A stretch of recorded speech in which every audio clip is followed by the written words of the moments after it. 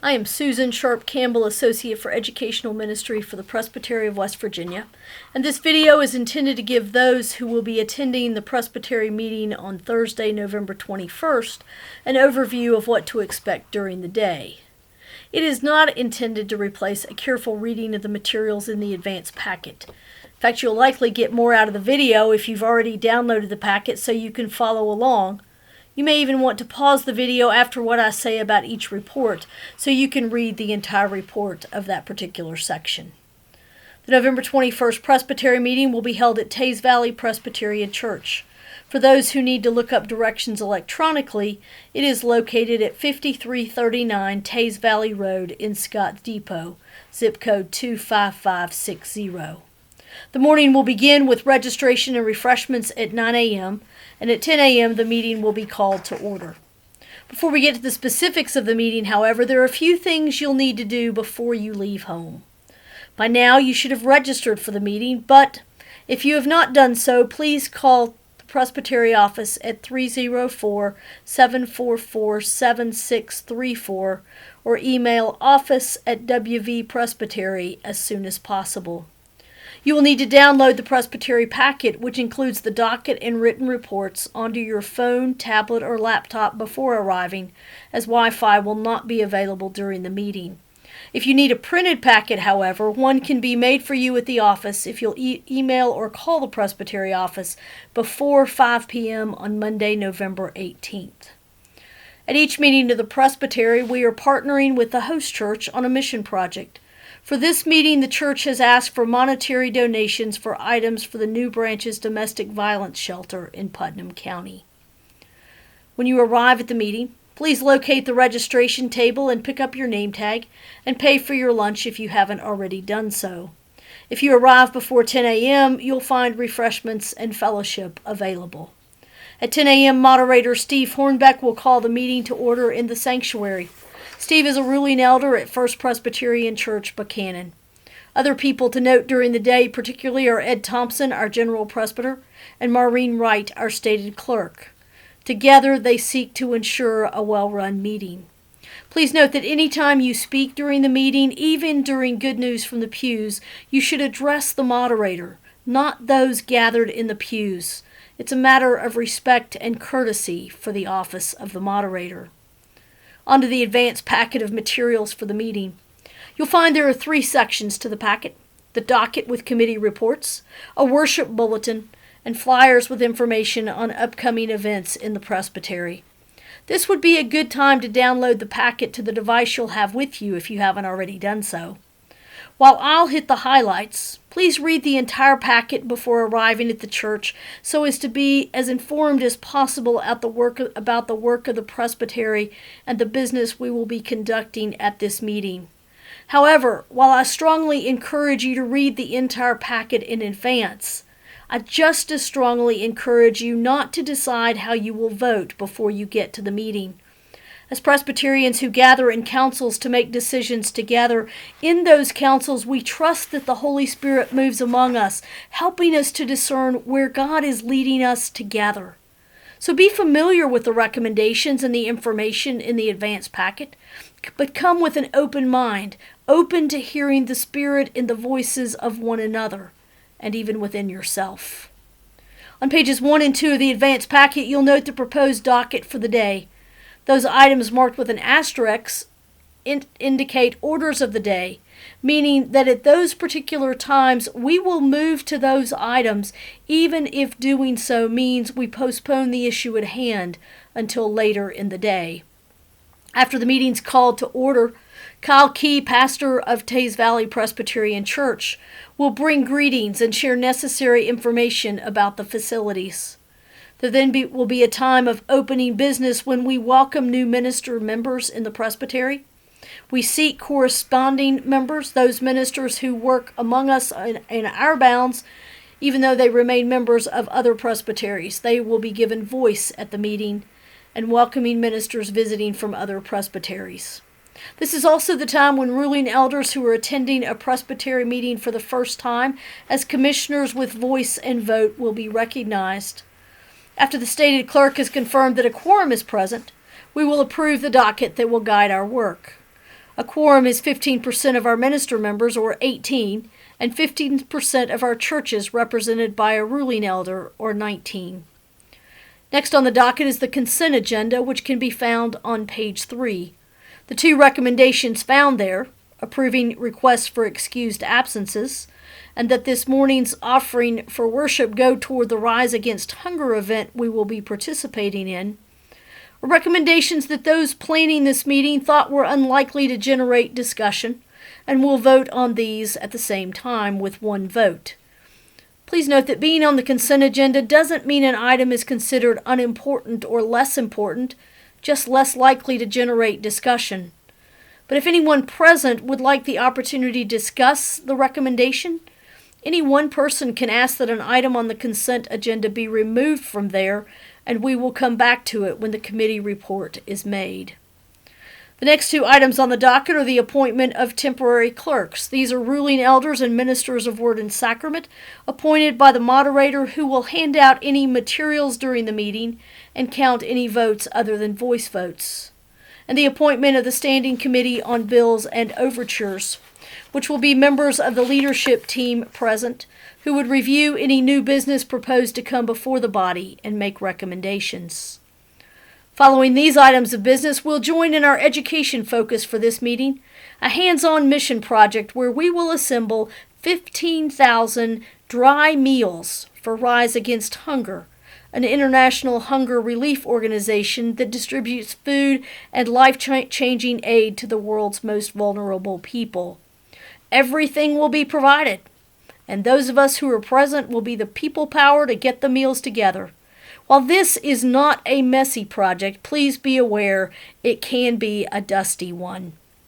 After the mission project and before worship, we'll hear announcements from Resource Center Director Nellie Howard about some of the newest resources in the Resource Center. She'll have them available to check out that day. And also from Carrie Pressler, Chair of the Nurture Committee, about some upcoming educational faith formational events. Thanksgiving-themed worship will be led by Jim Musgrave, commissioned pastor at Rock Lake Presbyterian Church, Sue Hollinsworth, a ruling elder from Oak Grove Presbyterian Church, Gene Sutton, a minister member at large, and Chris Kilbert, pastor of Riverlawn Presbyterian Church. Francis Author will be our musician. Please note that if you would like to have a printed worship bulletin, you will need to print it from the packet before leaving home. It can be found on the pages after page 59. Also, please note that all of the bread that we will use as we celebrate communion is gluten-free. Following worship, we will move to lunch. Please note that if you have any new business you would like for the Presbytery to consider, it must be submitted in writing to the stated clerk, Maureen Wright, prior to the lunch break. After lunch, it's back to work. So we join in song and prayer and move to reports of the Presbytery. The first reports after lunch come from two of our Presbytery staff, our stated clerk and general presbyter. You will find the stated clerk's report beginning on page 4. A significant portion of the report concerns correspondence that she has received and referred. In the information section, you will find the list of rolls and registers of the Presbytery, as well as the list of sessions whose records have not been submitted for review from 2018. There is also a note for session clerks regarding statistical reports. Please be sure to share this with your clerk of session. As we join in the work of the Presbytery, the procedural matters found on page 5 will guide us. These include principles of parliamentary law, courtesy to all, one item at a time, majority rule, respect the rights of the minority, justice for all, and partiality for none. These generally set forth how we can work and play well and respectfully with others as we meet together to be about God's work. As items are discussed, pro and con speakers will alternate, with individuals identifying the positions they support before they speak. When a person has spoken on a pending question, all others wishing to speak will be heard before that person can speak a second time, and it takes special permission for anyone to speak on the same question more than twice. On this page, you'll also find provisions from the Presbytery's manual that guide us, including who has the authority to speak and the authority to speak and vote. In the final section on page 5, you'll find procedural rules that we follow. These include everyone speaking for whatever reason needs to go to a microphone, and when called upon by the moderator, needs to share their name, their church, or connection to the presbytery. Please don't assume that everyone can hear you from where you sit or that everyone knows who you are. Here you will also find the limitation for debating any motion is 30 minutes per main motion, with each speaker limited to 3 minutes per speech, although this must be approved by 2/3 of those voting on the 21st. As you read the packet, if you see an item you feel called to speak to, you may want to write your remarks out to help keep you focused and to use your time wisely. Ed Thompson, our General Presbyter, will report next. You'll find his written report on his ministry in the 3rd quarter of the year beginning on page 7. As we begin to hear committee reports, please note that these reports have 2 sections. First is the recommendation section, which contains items we will be voting on. The other is an information section which reports on the work of the committee since the last time the Presbytery met. Please read all of each report for a sense of the entire work of the Presbytery, as committees carry out a significant portion of our ministry and mission. The leadership team, whose report begins on page 14, will be nominating persons to serve on and a person to chair the Committee on Representation. With the approval of a revised manual earlier this year, the Committee on Representation will assume the duties of the previous nominating committee moving forward. The leadership team will also be recommending that 80% of the funds generated from the sale of dissolved and dismissed churches be designated for New Life congregational grants, with grants offered in 2 tiers. And finally, an ad hoc committee of the leadership team and committee chairs will be providing information concerning an overture to next year's General Assembly. It concerns the recommending the possibility of laying on of hands during a service of installation. Currently, laying on of hands is limited to the service of ordination. The Presbytery will then vote on whether to send the overture to General Assembly. The nominating committee is next and will be presenting nominations for several open committee seats, a Synod commissioner, and for General Assembly commissioners and alternates and a young adult advisory delegate to the 224th General Assembly in Baltimore next summer. This report can be found on page 22. Please note that there will also be the opportunity for nominations from the floor. However, if you wish to nominate someone for any position, that person must have agreed to serve if elected before you nominate them. The Relations Committee report on page 23 highlights their collaborative mission grants and their availability for triennial reviews with sessions. The Mission Committee's recommendation about the offering will likely have passed as part of the consent agenda. In addition, at this meeting, they will be sharing some of their experiences with Neary Presbytery, where they traveled earlier this fall. Please note that participants on the Neary trip are also available to come to your congregation to share about their visit there. In the information section of the report, you'll find their ongoing work with those in Neary and other areas of mission focus. This report begins on page 24. The trustees of the property will be bringing several recommendations concerning the sale of church property, including one from Waverly Bethel, formerly 2 congregations which merged several years ago, and 2 regarding the property of dissolved churches. Good news from the pews is a time for ruling elders, and please, ruling elders only, to share some of the good things happening in their congregations. The intent and the hope is that as elders share about how their congregation is engaged in ministry and mission, that other elders in other churches might glean some ideas to take back to their own sessions and congregations. If you are your session's ruling elder commissioner for this meeting and would like to share, please be prepared to do so and direct your remarks to the moderator using the microphone. Following good news from the pews, the Administrative Commission to dissolve the Richwood Presbyterian Church will be making its final report. This report can be found on pages 27 and 28. The Committee on Ministries report begins on page 29. The committee will be recommending a 1% increase in minimum compensation for ministers of Word and Sacrament. They will also be recommending a revised policy on temporary membership for non-PCUSA pastors serving churches in the Presbytery. This can be found beginning on page 33. Please note that the primary change relates to celebrating the sacraments and can be found in item D. A final recommendation from the Committee on Ministry is to discontinue Clifton's search for a designated pastor. Since the Presbytery approved this type of search, which includes a Presbytery committee working with the church's P&C, it also is required to discontinue such a search.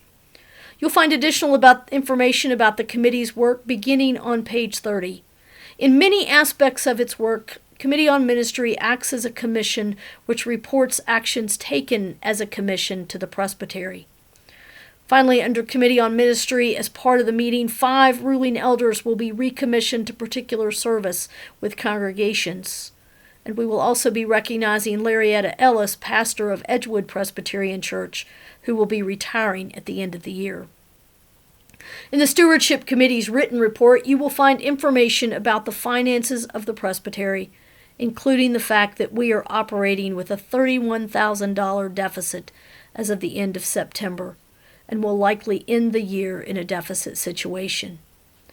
Rocky Poole, Financial Administrator Treasurer of the Presbytery, will review the Presbytery's financial information found on pages 36 and following, which also includes financial information related to Bluestone Camp and Retreat and Friends of Bluestone.